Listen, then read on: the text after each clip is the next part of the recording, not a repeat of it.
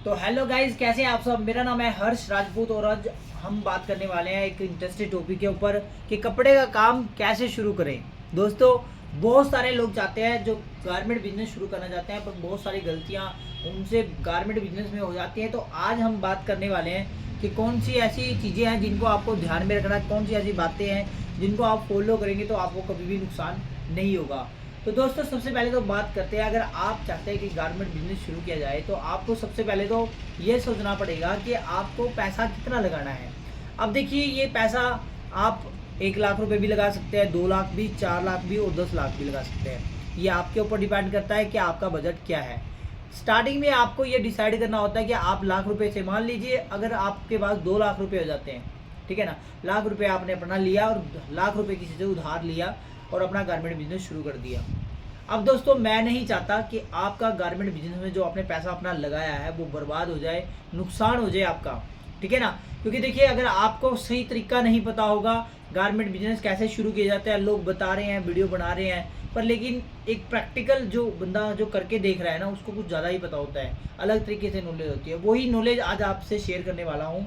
तो दोस्तों, स्टार्टिंग से लेके एंड तक वीडियो जरूर देखिएगा क्योंकि वीडियो बहुत ही ज़्यादा नॉलेजफुल होने वाली है। और अपने जो प्रैक्टिकल एक्सपीरियंस है, देखिए मैं कोई इतना ज़्यादा पढ़ा लिखा नहीं हूँ और ना ही मेरे को कोई किताबी ज्ञान कुछ ज़्यादा बड़ा है, ठीक है, बट इतना है कि गारमेंट बिजनेस के बारे में मुझे पता है और वही मैं आपको आज की इस वीडियो में बता रहा हूँ। मैं एक रिटेल शॉप का ओनर हूँ और मुझे रिटेल का काम करते हुए 3.5 साल हो चुके हैं और 3.5 साल में जो कुछ सीखा है वो आज की इस वीडियो में आपको एक निचोड़ में बता दूंगा, ठीक है। सबसे पहले तो आपको एक बजट डिसाइड करना होता है। अगर आप गारमेंट बिजनेस शुरू करना चाहते हैं, कैसे शुरू करें गारमेंट बिजनेस।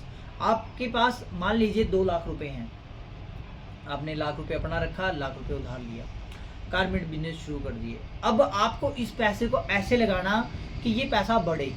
लाख रुपए, 2 लाख रुपए लगाए थे तो साल में ये जाके 3 लाख रुपए हों या 2.5 लाख रुपए हों, ठीक है ना, बढ़े। आपके खर्चे निकालने के बाद ये पैसा बढ़े, ना कि ये घटे।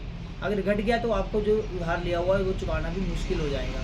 तो इसके लिए आपको एक सिस्टमेटिकली तरीके से काम करना पड़ेगा। सबसे पहले प्लान कर लीजिए कितना बजट रखेंगे, कहाँ से आप परचेज करने वाले हैं। देखिए दोस्तों, गारमेंट का जो भी हमारा जो बिजनेस होता है ना, इसमें सबसे इंटरेस्टिंग टॉपिक रहता है परचेजिंग। अगर आपकी परचेज अच्छी नहीं रहेगी तो देखिए दोस्तों, आप सेल भी अच्छी नहीं कर पाएंगे।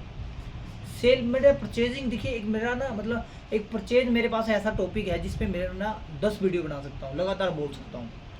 अब ये परचेज होता क्या है, खरीदारी करना, एक अच्छे रेट पे खरीदारी करना। दोस्तों, ये है परचेजिंग। सिंपल भाषा में समझिए आप, मैं सिंपल करके बताता हूँ आपको। अच्छे रेट पे माल खरीदना। एक एग्जांपल दे देता हूँ, मान लीजिए कोई टी शर्ट मैं 150 रुपये में बेच रहा हूँ, ठीक है, पर आप में से जो लोग नए नए काम शुरू करना जा रहे हैं वो क्या करते हैं, मुझसे 150 रुपये की खरीदी आगे 200 में बेचने की कोशिश करेंगे तो नहीं बिकेगा, ठीक है, और आपका नुकसान हो जाएगा क्योंकि आपने एक अच्छी जगह से खरीदारी नहीं की।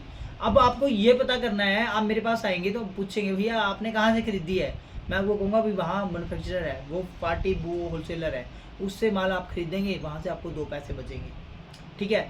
आप पहले होलसेलर से मिलेंगे, आप हो सकता है मैन्युफैक्चरर से मिलेंगे, उतना ही आपको बेनिफिट है, उतना ही कम रेट मिलेगा आपको, और जितना कम रेट मिलेगा आपका मार्जिन बढ़ जाएगा। आप हो सकता है कस्टमर को भी अच्छा डिस्काउंट दे सकते हैं, अपना मार्जिन भी ले सकते हैं, ठीक है ना। तो ये चीज़ें होती हैं, पर ये आपको बहुत ज़्यादा गहराई में जाके समझना पड़ेगा परचेज। अब कई सारे रिटेलर होते हैं, वो रिटेल कर रहे होते हैं, वो होलसेल भी कर देते हैं, रिटेल भी कर रहे हैं, होलसेल भी। अब अगर आप ऐसे बंदों से माल खरीदोगे तो आपका काम कैसे चलेगा। वो कहते हैं कि हम होलसेलर हैं, है ना, आप वो होलसेलर भी कर रहे हैं, रिटेल भी कर रहे हैं, किसी को सिंगल पीस भी दे रहे हैं और होलसेल का काम भी कर रहे हैं। देखो कितना बेवकूफ़ बना रहे लोग। तो आप लोग समझदार हो जाइए, परचेज करिए, अच्छे से खरीदारी करिए, अच्छे रेट का माल खरीदिए और क्वालिटी वाला माल खरीदिए। देखिए, क्वालिटी के साथ अगर समझौता कर लेंगे ना, देखिए दोस्तों, तो काम चलना नहीं है, ठप हो जाना है, बिल्कुल ही ठप।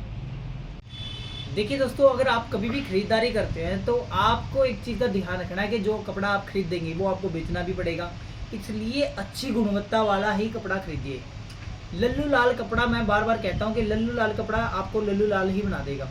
एक अच्छी क्वालिटी का कपड़ा आप बेचेंगे ना तो आपका नाम मार्केट में बन जाएगा, एक अच्छा नाम बनेगा आपका, क्योंकि आप अच्छा कपड़ा खरीदते हैं और अच्छा कपड़ा बेचते हैं आप, ठीक है ना। पर क्वालिटी के साथ लोग क्या कर लेते हैं, कॉम्प्रोमाइज़ कर लेते हैं, वो हल्की क्वालिटी बेचते हैं। मैं कह रहा कि अगर 10 पीस लेने हैं ना, 5 ही लो, पर 5 के 5 अच्छी क्वालिटी के, अच्छे कलर, अच्छी वैरायटी होनी चाहिए आपके पास। ठीक है, अब बात कर ली जाती है दोस्तों, नेक्स्ट बात करते हैं ट्रेंड के बारे में। देखिए, हमने बात की कैपिटल के बारे में, कितना पैसा आपको लगाना है। अब मैंने बात की थी परचेज के बारे में, परचेज कैसे करनी है।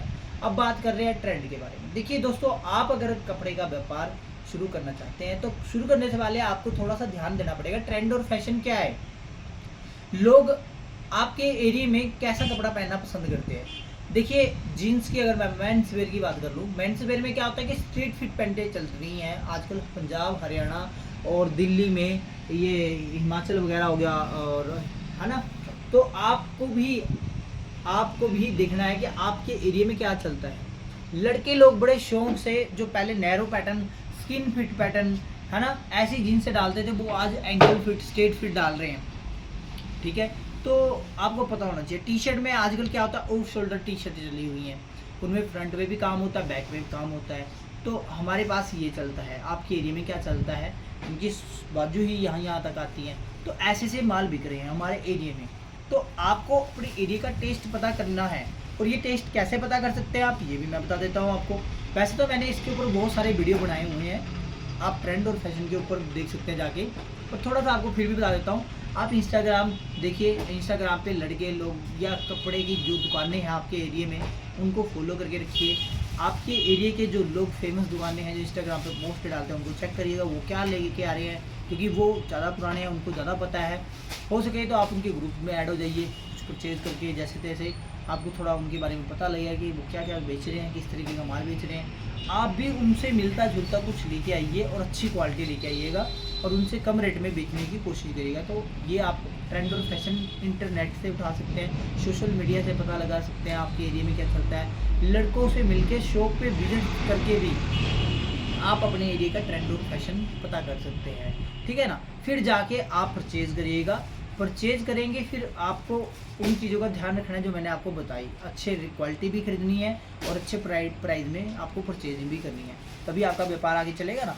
ठीक है, अब देखिए दोस्तों, ये तो बात होगी हमारी परचेज की, हो गई है कैपिटल की, हो गई है ना, ट्रेंड और फैशन का पता लग गया है। अब बात कर ली जाए कि दुकान जो आपकी होनी चाहिए, अब इसकी लोकेशन कैसी होनी चाहिए। अब देखिए भाई साहब, आपको एक अच्छी लोकेशन भी चाहिए होती है। अब आप दुकान करेंगे, देखिए आपको घर पे काम करना है या दुकान में करना है, फिर मैं बात करता हूँ दुकान की। ठीक है, अगर आप दुकान लेते हैं, देखिए हो सकता है कि आपको मेन रोड पे कहीं 10,000 की दुकान मिल रही है, और अंदर आपको वो दुकान मिल रही है 6,000 या 5,000 रुपये की। तो आप 10,000 की दुकान ले लीजिए, मैं कह रहा हूँ आपको। क्योंकि देखिए क्या होगा कि जब आप रोड के किनारे जाते हैं, वहाँ पे फुटफॉल होता है, लोग देखते हैं आपकी दुकान को, और आपकी सेल बढ़ती है उस चीज़ से। ठीक है, तो आपको इस चक्कर में नहीं पड़ना है कि आपका किराया वहाँ पे कम है, वहाँ पे कस्टमर भी कम आएगा ना।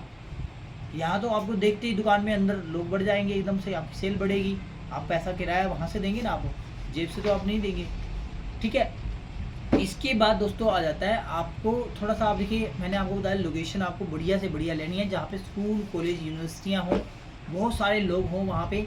ऐसी दुकान, ऐसी जगह पे अगर आप अपनी दुकान करेंगे तो आपका व्यापार चलना ही चलना है। ठीक है, अब बात कर ली जाए दोस्तों कि आपने हर चीज़ पे काम कर रहे हैं, आप लोकेशन पे काम कर रहे हैं, अब आपको एक अच्छी मेन पावर भी हायर करनी है। ठीक है, अगर आपका काम एक अच्छे लेवल पे आप करना चाहते हैं, तो ऐसा ना हो कि आप जो बंदा रख रहे हैं, आप देखिए अकेले तो काम नहीं कर सकते, जब आप परचेज करने जाएंगे तो दुकान बंद हो जाएगी। तो आप एक ऐसा बंदा हायर करिए जो आपके जैसा ही हो, आपको समझता हो और आपके काम को भी समझता हो। वो काम को नौकरी की तरह नहीं, अपना समझ के काम करता हो। ऐसा एम्प्लॉई मिलना मुश्किल ही नहीं बल्कि नामुमकिन जैसा होता है, पर आपको ऐसा ही बंदे ढूंढने पड़ेंगे जो आपके काम को अपना काम समझ के करें। देखिए, जब आप यहाँ पे नहीं हैं और कस्टमर उनसे मिलें और उन्हें एहसास ही ना हो कि आप दुकान पे नहीं हैं, ठीक है ना, तो मतलब आप समझ लीजिए कि आपने अच्छा बंदा हायर कर लिया है। अगर यहाँ पे आप नहीं हैं और कस्टमर को आपसे बात करने की ज़रूरत पड़ जाती है, फ़ोन पे भी ये रेट कर दीजिए, कम कर दीजिए, तो मतलब लीजिए, समझ लीजिए कि आपके बंदे कारगर नहीं हैं। ठीक है, तो एक अच्छी मेन पावर भी हायर करिए। और दोस्तों, जब आप व्यापार शुरू कर देते हैं ना, एक और पॉइंट बता देता हूँ आपको, जब आप ये सारी चीज़ों को ध्यान रख के व्यापार शुरू कर देते हैं और आप देखते हैं कि आपका काम शुरू हो गया है, तब आपको मेन जो आ जाता है, हमारा आ जाता है डीलिंग। ठीक है ना, तो उसके बाद आपको मेन कस्टमर डीलिंग पे काम करना होता है कि आपका जो कस्टमर के साथ व्यवहार है वो किस तरीके का है, कस्टमर को जो आप डील करते हैं वो आप कैसे डील करते हैं, ठीक है ना। उस चीज़ के ऊपर आपको मेनली काम करना है। अब देखिए बहुत सारे लोग क्या करते हैं, गलतियाँ कर देते हैं। जैसे कि उनका स्टार्टिंग में जो काम होता है वो हर कस्टमर को बड़ी इंपॉर्टेंस देते हैं, अच्छे से डील करते हैं, उनसे बातें करते हैं, पर धीरे धीरे जैसे जैसे उनके व्यापार बढ़ जाते हैं वो उन्हें टाइम देना कम कर देते हैं, उनसे अच्छे से बात नहीं करते हैं या आओ जी वेलकम नहीं करते, ठीक है ना, स्माइलिंग फेस करके उनसे बातें नहीं करते, तो वो कैसे आपसे प्रोडक्ट परचेज करेंगे। आपकी जो मेन पावर है उन्हें भी ये चीज़ कहिए कि कस्टमर को वेलकम करना है, अच्छे से बात करनी है, कोई उससे बदतमीजी नहीं करनी, कस्टमर को अच्छा महसूस कराने के लिए हर वो काम करिए जो आप कर सकते हैं। अपनी दुकान में एक अच्छा एसी लगाइए, शॉप को नीट एंड क्लीन रखिए, दुकान में एक अच्छी सी खुशबू रखिए जिससे उसका आते ही एकदम कहते हैं ना पाँचों गेनिंग जाए चौकस हो जाए एकदम से, उसे अच्छा महसूस हो। कहने का भाव मेरा ये है। जब आप इस तरीके से कपड़े का व्यापार शुरू करते हैं तो दोस्तों काम बढ़ता नहीं है, बिल्कुल ही बढ़ जाता है, ठीक है। तो ये आज हमने बात की थी दोस्तों कि कपड़े का व्यापार कैसे शुरू किया जा सकता है। अगर आपको ये वीडियो पसंद आया तो प्लीज़ कमेंट करके ज़रूर बताइएगा कि आपको क्या वीडियो में कौन सी बात बहुत अच्छी लगी है।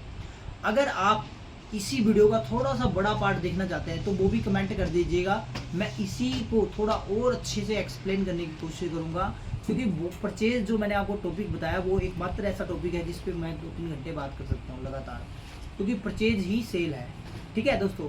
तो उम्मीद करता हूँ आज का वीडियो पसंद आया तो लाइक शेयर और कमेंट कर दीजिए। मिलते हैं फिर नेक्स्ट वीडियो में, टाटा एंड बाय।